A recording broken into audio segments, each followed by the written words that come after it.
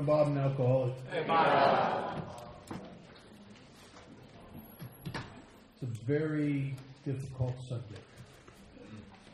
I'm curious, how many people in this room have grandchildren? Wow.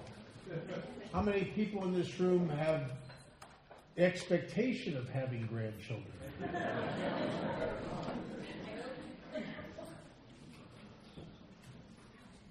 I want you, those of you that have grandchildren or children, to go back to a place which, if you're a chronic alcoholic, might very well have been the low point of your whole life, right before you got sober. The place that you were at that crushed you. The place that you were at that had you thinking about offing yourself. The place where you played with that idea. The place of hopelessness where you couldn't imagine going on. And what if you were at that place and there wasn't any AA? What would you have done? I know what I would have done. I stood on a bridge trying to take my own life, and I just a micromillimeter more despair would overcome my fear of dying, or not so much my fear of dying, my fear of being paralyzed from the neck down.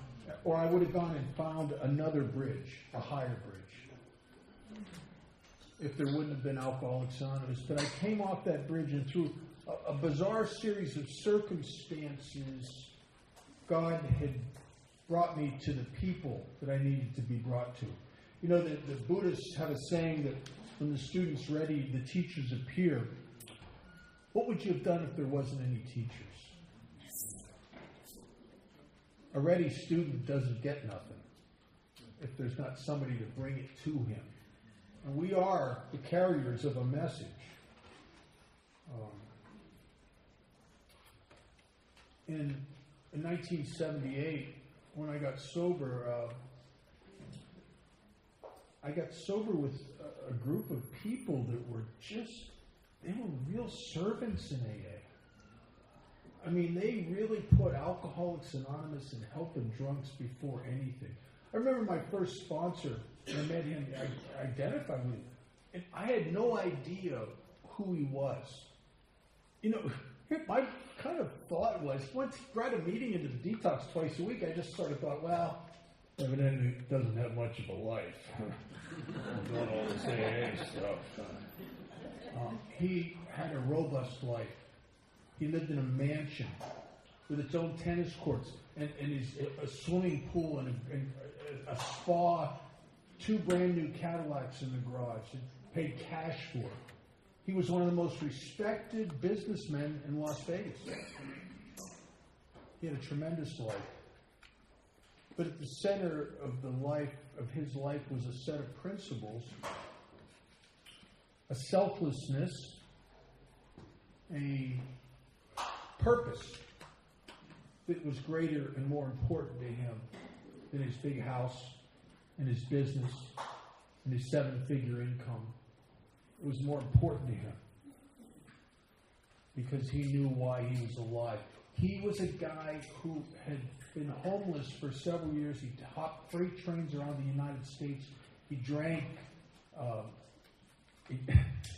Muscatel, which they don't even make right anymore. When I was a kid, I had some Muscatel. He was that guy. And he was saved and given a debt. And he wasn't so narcissistic and entitled that he didn't understand he had the debt. And so he paid it. He paid it forward. And he was a big advocate of the 12 traditions because people who owe Alcoholics Anonymous will respect it. My sponsor of many, many years, Clancy, 20-some years, 28 years, almost 29, used to say, it's hard to have your life transformed and saved by something you're not willing to show respect for. And selfish, self-centered, self-obsessed people don't respect anything. They don't respect themselves. They respect their own gratification. It's the only thing that's important to them. Their own self-grandizement, what other people think of them. But as far as a thing like Alcoholics Anonymous, a set of principles, they don't respect anything.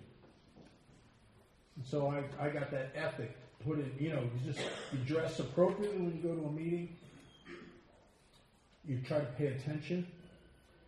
Even if you're scattered and all over there.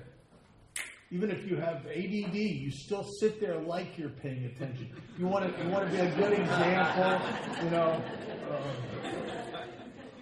And I was taught the actions of respect in Alcoholics Anonymous. I was taught the importance of service. I was brand new, and they had me taking meetings back into the detox on the 12-step list. When I was 3 months sober, I ended up being a secretary of the meeting. You weren't supposed to be. You're supposed to have 6 months, but they elected me in anyway because the people who, at that meeting, who elected me, they saw that I was a guy who showed up every day. And I was a guy who looked through his actions like he was serious. And so they made me secretary of the meeting, and I was scared. I remember telling my sponsor, I'm afraid, I think I should do this. He said, why? I'm afraid I'm going to steal the money. I was honest. He said, you're not going to steal the money. I won't let you. Okay, good. I was that guy. I remember I stole money out of a basket up in Newcastle, Pennsylvania, and a halfway at Amika's house. Well, I had needs.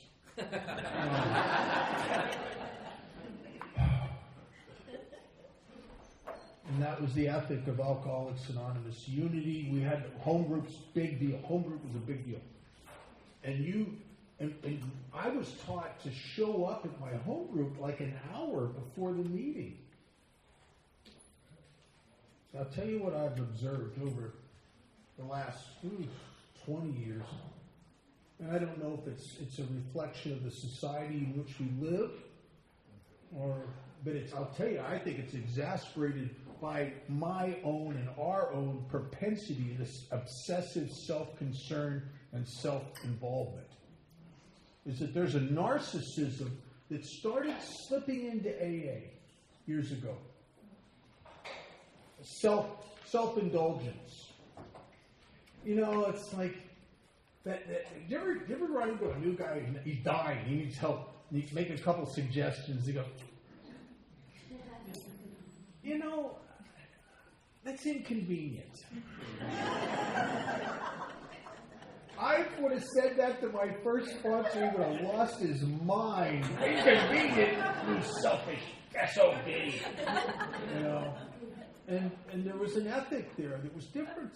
Today, a lot of parts of the fellowship were me first. Yeah, I'll do anything that I feel like doing in AA. Well, that excludes a lot. And I grew tremendously by divine inconvenience. And so things changed. I remember sitting with my first sponsor and a couple other old-timers, probably, I don't know, maybe 1985, somewhere in the mid-'80s. And we were sitting around and we were, cutting up, joking and stuff, right? And one of the things we started joking about is, what we got to do? Maybe we could start a company that rented out or hired, or where you could hire a sponsor, right? Imagine the money. We'll make it so, because, when you're paying for a sponsor, the customer's always right. Imagine that. Wouldn't that be funny? I mean, and we were laughing about it with the idea firmly planted in our head, this is silly, and this could never happen. It's happening. And it's happening on a big scale.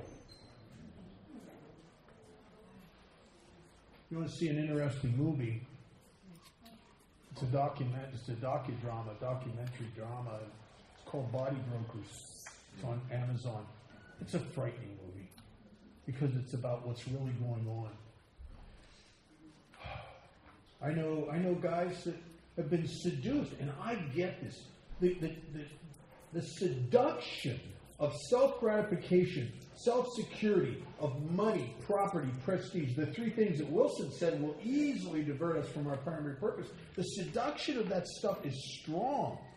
And I know members of Alcoholics Anonymous that have been seduced by it, and now they get paid to sponsor people. They're called recovery coaches. They get paid to go on 12-step calls, but they don't call them 12-step calls. It's an intervention. It's exactly what we do on a 12-step call. $5,000 come to do a 12-step call on your kid, right? You think some of you are probably sitting here thinking, he's making this crap up. This couldn't happen. It's happening. It's happening. Alcoholics Anonymous, we were at one time the fair-haired child of judicial system, clergy, medicine, and psychiatry. Not so much anymore. There's nobody like Billy Graham saying that we're the greatest spiritual movement of the 20th century. There's no more people like Dr. Joe Persh, the psychiatrist that started treatment in all the armed forces, that was one of our biggest advocates. Guys like Father Martin.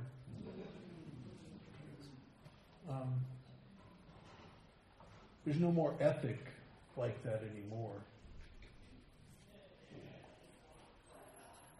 So I've often thought things are moving slowly, and they're moving away. A lot of the fellowship is indistinguished now, and it's hard to see. The lines are blurring between AA and treatment. I'll tell you a story. I do a lot of panels, and I've been taught you do AA for fun and for free. Matter of fact, my first sponsor, I complained to him one time about how I had to go somewhere and talk and how it cost me a lot of money, and he said, "It's supposed to cost you money. You're giving back." And, aren't they supposed to at least pay my expenses? Just shut up. Just go.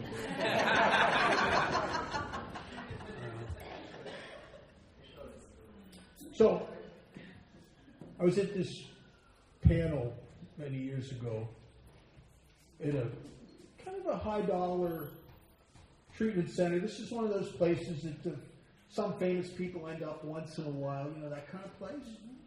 And I'm sitting in the meeting room waiting for the newcomers, the patients to come in. I'm sitting there with another guy.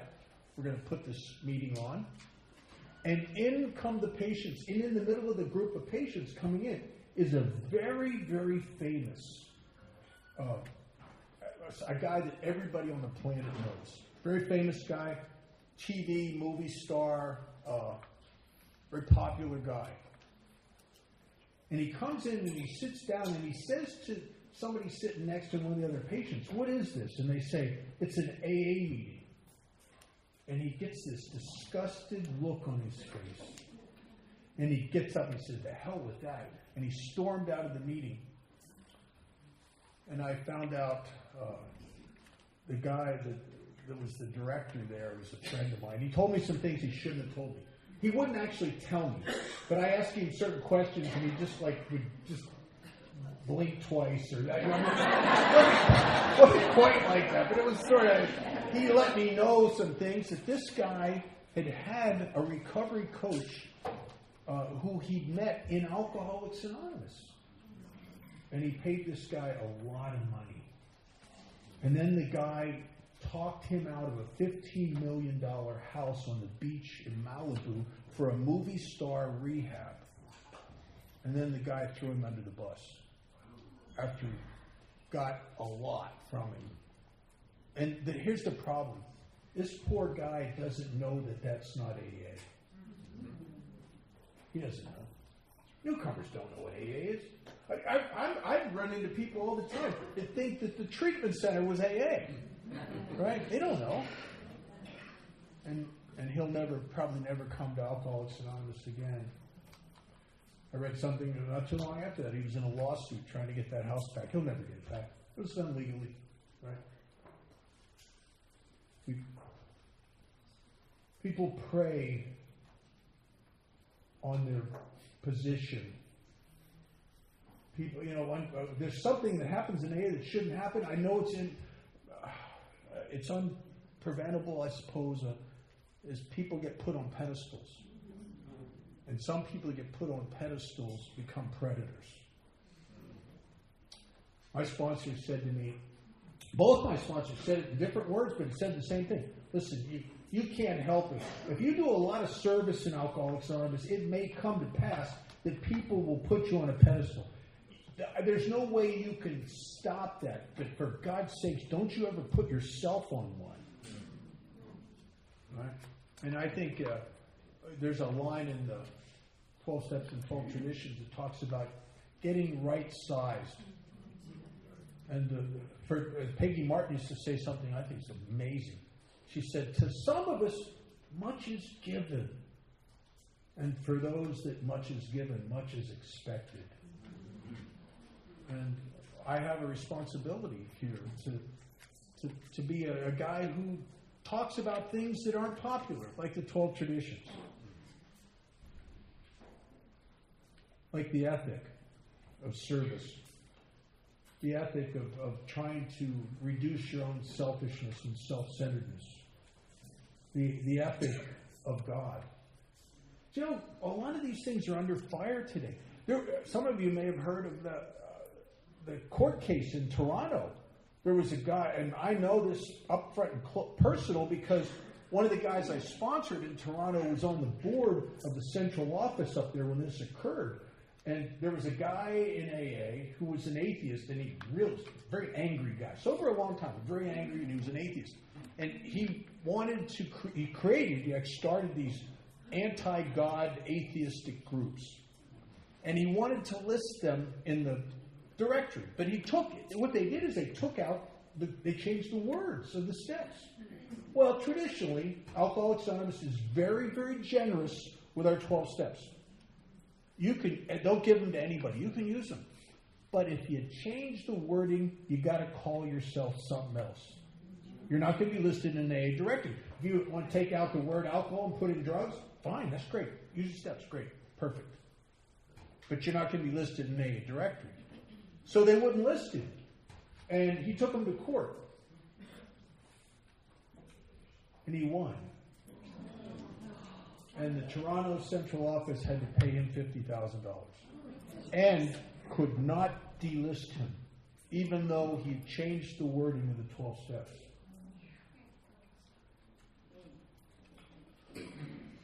So God's under fire. What has happened? There's something odd has happened in our country. In our Constitution is a beautiful thing about where it provides every single one of us the freedom of religion. Or lack of it. It doesn't matter.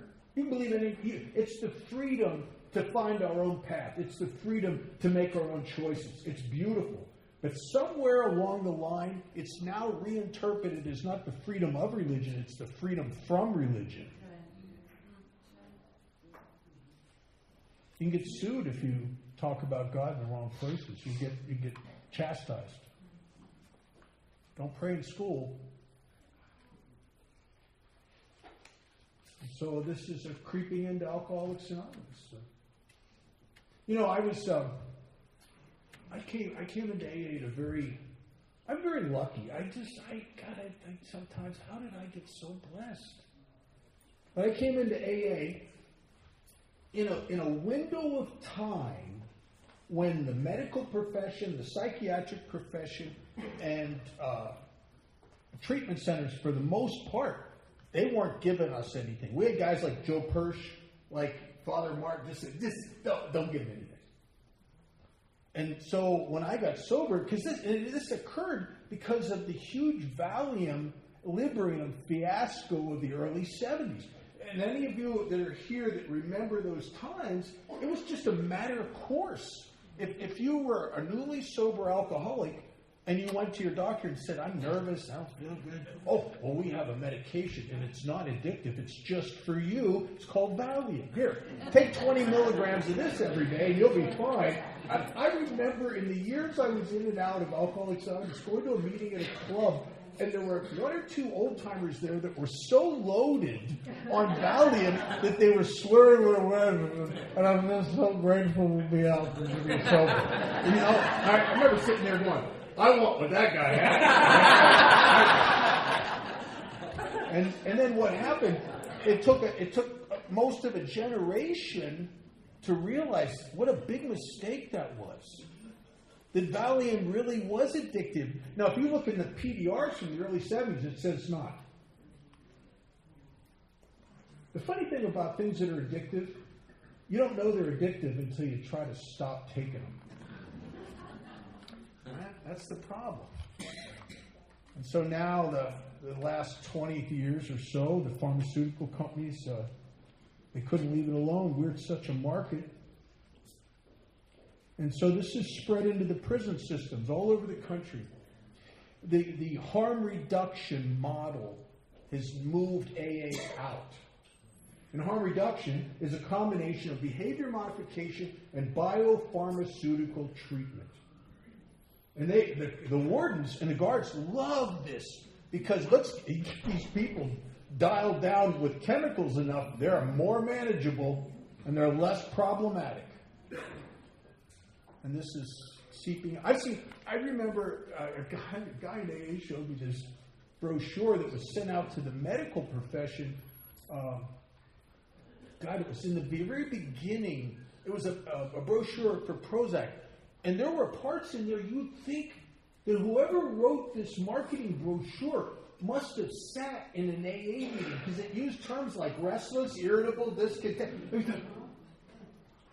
And I know in 1978 when I got sober, I thank God, if you would have presented me with medication, and I would have looked at it and went, go to AA with those people I don't like, get a sponsor who's going to try to tell me what to do, write an inventory, make amends, find God, I'm an atheist. And then spend the rest of my life after I do all that stuff I don't want to do helping people, or take this pill.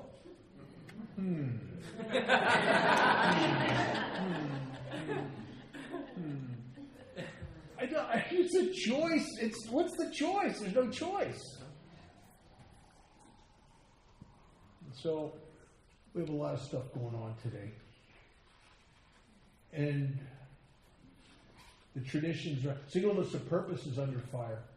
My sponsor said this 35 years ago. And it was funny, but it's really kind of true to some degree. He said the person that came up with the idea that with drugs, gambling, sex addiction, that it's all the same disease was a treatment center that only had one van. Yeah, I get that. From a business point of view, it makes perfect sense. You can't open a treatment center and have 5 different buildings for 5 different disorders. Let's just put them all together. It's wholesale, and then we have that today. I take a lot of meetings, and I always have in the treatment centers. And over the years, the population of those places has shifted.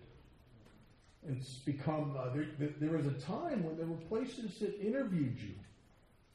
With the interviewing process, it talks about working with others. Because they wanted to ascertain, are you an alcoholic? And if you're not, that's fine. But we'll try to send you the place that you're going to connect. My first sponsor's wife used to say that we get better by looking at our similarities and we get sicker by looking at our differences. I just had a guy that I tried to sponsor for a number of years. He came out of, 15 years sober, he relapsed and ended up on life support. They thought they were going to have to pull the plug on him. And he came out of the coma somehow. It was a miracle. And he talked about how he told me about for years in Alcoholics Anonymous, he would try to transpose in his mind when people talk about their drinking stories, that he would transpose that into cocaine. And then on his last run, when they ended up in the hospital, he admitted, I said, did you drink it all? He said, well, I had one of those pineapple beers. They taste really good. You had one? How did you do that? And then he said, well, I never really had that thing with alcohol that people in AA talk about. 14 years ago, I was in Tucson, Arizona, and I was doing a workshop with a guy from Nashville, Scott. And at the break, before we started, an older woman, about probably 75 or so, came up to me, nice lady, and she showed me a 30-year chip. Well, this was right before my 30th birthday. So I said to her, yeah, if I make it to the end of the month, I'll get one of those. I said, congratulations, that's really cool. And she had a whole row of these young new girls that she sponsored, whole row of them. During the break, we did the doctor's opinion. During the break, she comes up to me, and she's kind of quiet. She says, I don't have that thing you were talking about. I said, well, what thing? That allergy, that phenomenon craving. Well, here's what I thought. Well, you haven't had a drink for 30 years, for God's sakes. You just don't remember the cause and effect. You don't remember what happened to you when you drank, right? And I said that to her. And she did the funniest thing you've ever seen. She looked around the room to the right and the left, and she said, well, actually, I have a drink every once in a while. My face must have done something. She started reacting like, well, I don't get drunk. I just have 1 or 2 glasses of wine. I don't get drunk. And we talked about it. And she wasn't an alcoholic. Her husband was, and he passed away not too long before that. And he came to AA and brought her to an Al-Anon meeting, which she did not like, the Al-Anon meeting. But she went to an AA meeting. She loved AA. Well, if you're an untreated Al-Anon, an AA meeting is like a room full of your drug of choice, for God's sake. Loved AA. She concluded, because she identified with the feelings, that she must have alcoholism, even though she could take it or leave it alone. Well, what's the point? What's wrong with that? I often think about that whole row of new women. That the first thing we come to trust and rely on in Alcoholics Anonymous that keeps us here and brings us deeper in is you get a sponsor and you talk about, and your sponsor, you connect with your sponsor and you know something. You know he is a failure at drinking just like you are. And he's been a failure at staying sober just like you have. And what happens when you're a couple years sober and you find out it was a lie? That your sponsor never was an alcoholic. He can drink. He can drink. And there's a guy, that happened in Vegas to a guy who stayed sober. He asked me to sponsor him. I wouldn't sponsor him because as I interviewed him in the process in the book, he never had a problem with alcohol, even though he drank occasionally. His real problem was cocaine, which is fine. So I suggested he went to CA. He didn't like CA. He wanted to go to AA. So that's fine. We don't have any police here. Sometimes I think we should, but we don't. And he came to AA and he got involved. He loved it. He really liked AA. And he sponsored 5 guys. And then at his wedding, he was a very wealthy guy, and he was big in the entertainment business. He used to run around in limos with rock stars and movie stars. And at 5 years sober, a little after 5 years sober, he got married to this girl of his dreams. And one of these famous people gave him a bottle of Dom Perignon Rosé at his wedding. Very expensive champagne. And him and his bride toasted with it, and they drank about half the bottle and let the rest go flat. And his sponsees were at that wedding. And they saw their sponsor drinking with impunity with impunity. There's one of those guys, I think he's dead today. After that, he came in and out of, he hated AA. He didn't trust it. He thought it's a bunch of crap. But I would see him in detox every once in a while because, drinking will have its way with you if you're a chronic alcoholic. He'd keep crashing and burning and end up in detox. But he wouldn't go to AA because it's full of crap.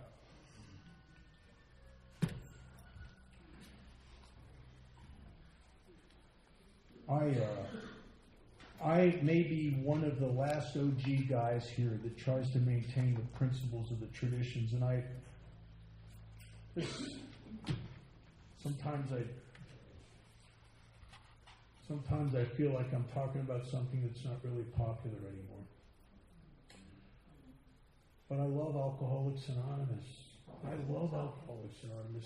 And I have a grandson who, if I could show you a picture of him, he looks just like me. Incredibly handsome man. and he's the cutest little thing you've ever seen. He's like a year and a half old. And in my family tree, there's a pattern. My mother and father were not alcoholics. My mother's mother was, and my father's father was. My daughter is not an alcoholic. But it skipped. Somehow in our DNA chain, it's like every other generation. Which means that if that seems to be true, as it appears to be, then there's a high probability that my grandson's an alcoholic. He's a year and a half old. 20-some years from now, if he's standing on a bridge, because he has backed himself into a place of hopeless despair because he can't drink successfully and he can't stop drinking. And he's a real chronic alcoholic, as I am. And maybe he fails at his first suicide attempt, as I did. And he comes off that bridge and there's no Alcoholics Anonymous. I love my grandson. I would hate to see him have to take his own life. I heard my sponsor say, to give a talk one time, he died in 2020, was it? Was it 20? Yeah, I think he died in August 2020. I miss him. He was a strong and often loud voice for the principles of Alcoholics Anonymous. And he helped more people than probably anybody that's been alive in AA. He's an unbelievable guy. But I heard him give a talk one time, and he was talking about how he got sober in 1958, and he stayed sober and was very, very active all through the 60s, 70s, 80s, 90s, up until the time he died. He never was not all in to AA. And he said in this talk, he said he was so grateful that he was an active member of Alcoholics Anonymous during Alcoholics Anonymous' high noon. And he talked about the high noon when guys like Chuck Chamberlain were around, guys like Norm Alpe, guys like David Aronofsky, Sandy Beach. There was some. We had some principled, selfless servants in Alcoholics Anonymous. And then when he said he was so grateful to have been active in AA during its high noon, he says now it seems like its sun is sinking. And he said, I guess in a peculiar way, I'm glad that I'll already been dead before it sinks below the horizon. I don't know if that's happening or not. There are some things that appear that I've observed that indicate that it's a possibility. But at the same time that I see these things happening that to me are antithesis of our principles and our traditions, I also come to weekends like this. And Clancy used to call weekends like this in groups, like some of the groups that are here, we call them pockets of enthusiasm for our principles. And so maybe AA will polarize. We'll have they'll have the AA where anything goes, and then we'll have the AA that has respect for our principles. But as long as there's pockets of enthusiasm that continue to do what we do here, I trust that there'll be some Alcoholics Anonymous available into the future. I have a friend who says, well, AA will be here as long as God finds us useful. I don't want to see our light fade. And so, I think every one of us has a responsibility to not only pay this forward, but to pay it forward according to the principles of the ethics and to keep the traditions alive. And I know the traditions are, the traditions. We don't want no stinking traditions. I understand that. I get that. But yet, they are the tenets, as Wilson originally wrote when he wrote the long form. The only form that he wrote, somebody else wrote the short form. When he wrote them, he called them the tenets to ensure AA's future. I would like to see that. I'm a big advocate. The guys I sponsor, I push them to read and study and try to personally apply in their work, in their family, in their relationships, the principles, the spiritual principles of the original long form of the 12 traditions. Because it's a different game. It's a game changer. It's a different thing. Just I'll touch on one or two little things. In the short form, and Tradition 3 talks about membership requirement. The only requirement for membership is a desire not to drink. Nice. That includes everybody on the Atkins diet. I mean, it includes all the keto people. They don't want the carbs. I mean, it includes would include if Mother Teresa had too much communion wine and drove a car, she could be sent to AA. I mean, But in the original third tradition written by Bill Wilson, he said membership should include all who suffer from alcoholism. Yeah. That's why I'm an everyday member of Alcoholics Anonymous. I don't have a desire not to drink. I mean, I guess I do. I don't think about it. It permeates my consciousness at all. But I have a desire to not suffer from alcoholism. And that's the real essence of the problem for the chronic alcoholic. Every time I get physically sober, I get weird. And I don't think I'm weird. When I get weird, I'm not weird. But boy, I can see how you are. I can see your stupidity. And the conflict and the isolation and the depression and the anxiety, almost at times to the point where I feel like I'm having a nervous breakdown, will overcome a guy like me and push me back to drinking or doing some other substance, or, as unfortunately happens a lot, what do you do when you can't take nothing and you're suffering from alcoholism? Some of us just take our own lives. And it happens a lot in AA. So, I'm a big advocate of the long form of the 12 traditions. I think they're very important. And if I could do one thing this weekend, just one, it would be to encourage people to pay this whole package, the whole package forward. And forget yourself and go out into the world and look for people like us. And then present them with the program of Alcoholics Anonymous as it was originally given to us. I think it was given to us through God. Because let's face it, Bill Wilson wrote that book. He was 3 years sober. He didn't know what he was writing. Matter of fact, there's something in our archives where it talks about Bill getting to chapter 5, where he's going to write about how it works, and he had writer's block. He didn't know he couldn't put nothing down. And he said he prayed, and he contemplated what he was trying to do, and he prayed. And then he said something very interesting. He said all of a sudden, he picked up the pen, and it started to move across the paper as if it had a life of its own. And Bill wrote some stuff in chapter 5 that was way beyond his experience. And that is a description of automatic writing. It's a description of how once in a while, whatever this thing is in the universe, this power for good will work through people and present itself. And we have a history.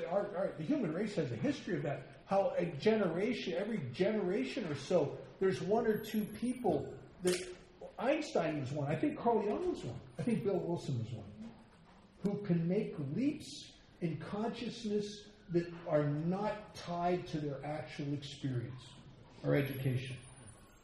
Bill wrote about things in that book that had to have been from God.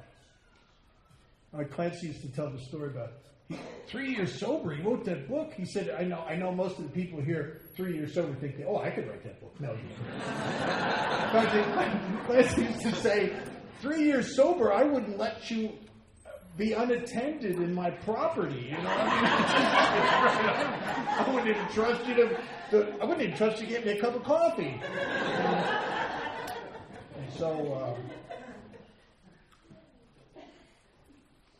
keep this thing alive. I got some questions here. How much time do we have? Just not much. 12 minutes. All right. 12 minutes. Okay. Oh, this is somebody's fun. How did you get such a hot wife?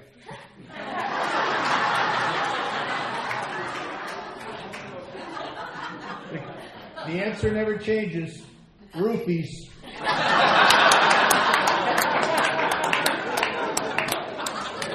I don't know. I overmarried. I'm just hoping the roofies don't wear off and she comes to her senses. Now get some more serious questions. How can we get our sponsees to follow directions? Well, here's what I do. This works. Get a big king-size pillowcase. Fill it full of big books. And then bludgeon them with it until they surrender. The thing is, if you try, there's an old proverb about trying to get people to do stuff they're not ready to do. And it says it's like trying to teach a pig to sing. Not only doesn't it work, it annoys the pig. Don't annoy the pigs here. We carry a message, but it's not my responsibility to deliver it and see that they receive it, or that even more so, that they act on it. Because the message without action is worthless. Another question. How do you know when it's time to sponsor someone? I think if you're out of detox, it's probably time. Bill Wilson came out of Towns Hospital, and he went in to start his detox process on December 11th, 1934. He came out December 15th, 1935, and he hit the ground running. From December 15th, 1934 to May 10th, 1935, when he first got hooked in with Bob the first time, Bill worked with 96 failures. And he never stopped. And it's a work in progress. And he made mistakes, and he learned from them. And you will make mistakes, and you'll learn from them. But you don't have to do the learning curve alone. If you have a sponsor who has been vested and through his actions in 12-step work, then you have someone that can help you with the learning curve. And so you don't make some of the mistakes that he made and the people before him made. So you can start this right away. Don't wait. How soon do you want to start getting relieved of the bondage of self? Another question. Don't you have an amends story about taking the cigarettes, paying back the guy, and then being able to help him and his business years later? I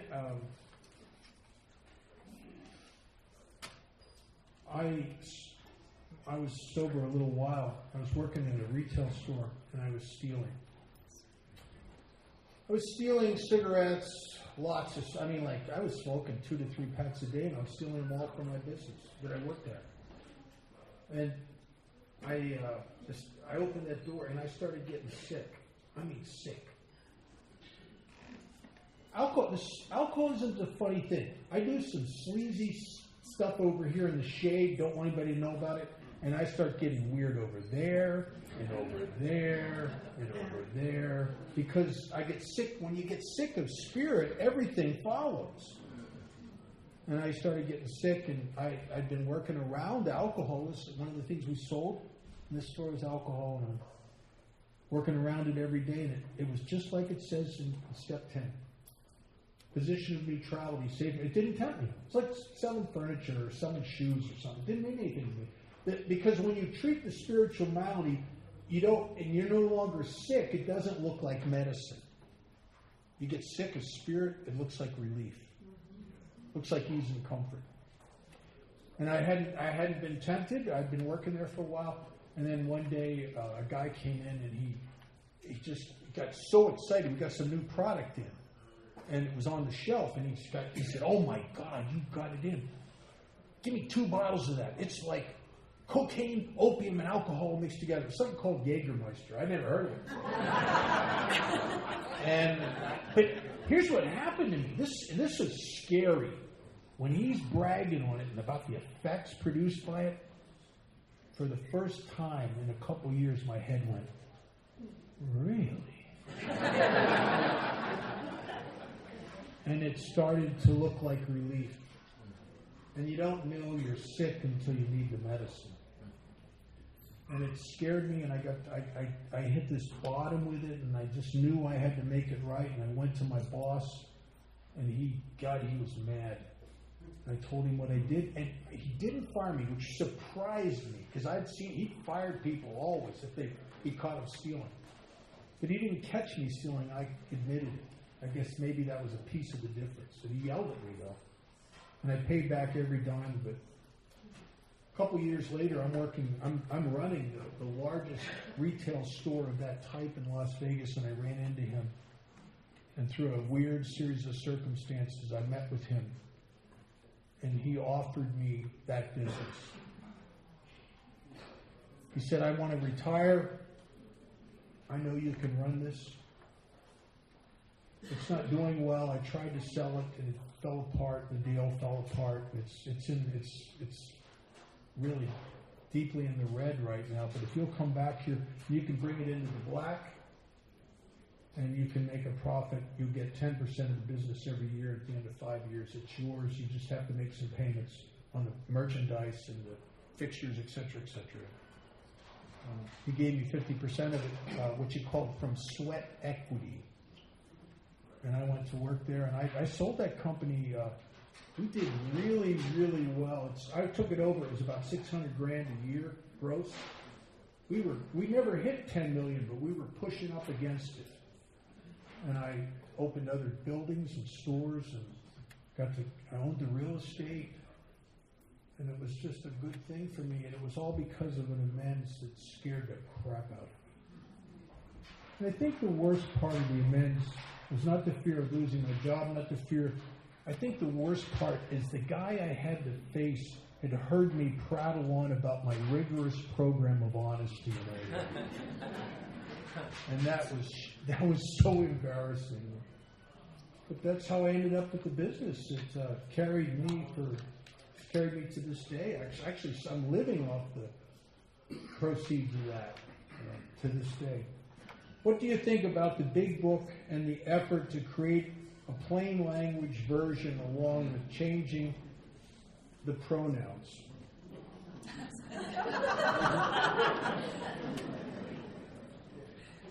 What is it?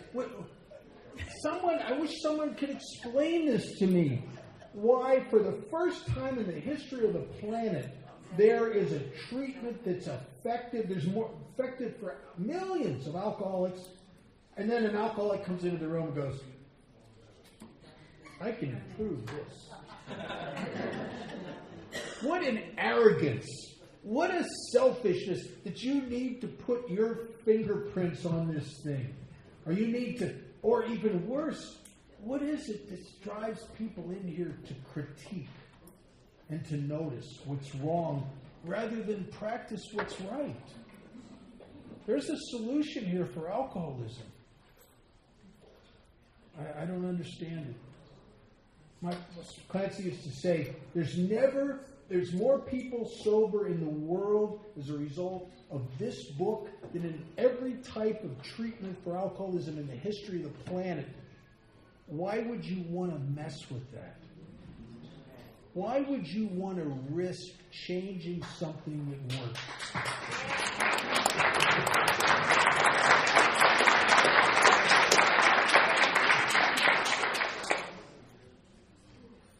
Last question.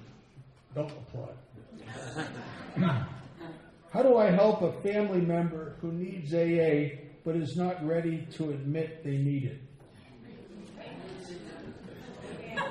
Al-Anon, do you hear them calling?